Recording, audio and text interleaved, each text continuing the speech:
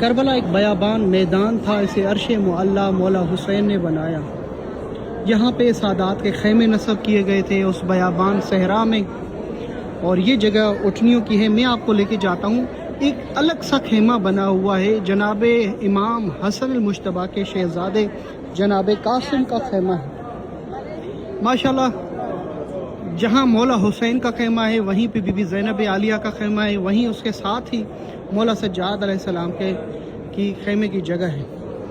وہاں پر ہی پھر اس کے بالکل ساتھ ہی تھوڑا فاصلہ رکھتے ہوئے جناب قاسم کا خیمہ مبارک۔ یہاں خیمے جو لگے ہیں وہ بھی آپ کو زیارت کراتا ہوں۔ سب سے پہلے آپ کو لے کے جا رہا ہوں جناب قاسم۔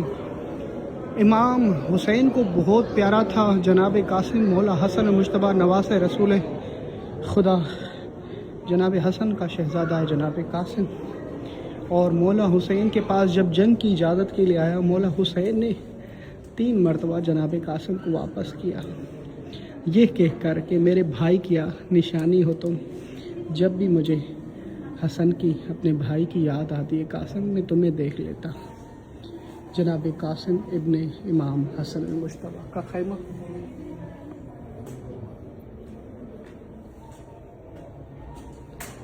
یہ خیمہ بالکل الگ سا خیمہ ہے، اور 7 محرم، 6 محرم، 8 محرم جناب قاسم کی مہندی بڑے شان و شوکت سے نکالی جاتی ہے۔ یہ کربلا میں میدان واقع ہے یہ خیمہ۔ اللہ پاک آپ سب کو زیارت نصیب کرے۔ آئیں آپ کو زیارت کراتا ہوں مولا سجاد، مولا حسین، بی بی زینب عالیہ کے خیمے کی۔ جب بھی محرم آتی ہے تو یہاں پر محرم کے ایام میں گریہ وزاری، حضرداری اور پرسداری ہوتی ہے۔ اللہ پاک اپنی زندگی میں ایک محرم کربلا میں نصیب کریے۔ مولا سجاد علیہ السلام کا خیمہ ہے زین العابدین، اور یہ بی بی زینب کا، یعنی مولا حسین کا خیمہ تھا، اس کا آدھا حصہ بی بی زینب عالیہ کا تھا اور ایک آدھا حصہ مولا حسین کا۔ سبحان اللہ۔ یہ خیمہ گاہ حسینی کہلاتا ہے، کربلا میں جگہ ہے۔ اطراف کی زیارت میں سے ایک زیارت ہے مولا حسین کے روضے کے بالکل سامنے۔ صرف ایک نہیں، کئی مرتبہ آیا کریں۔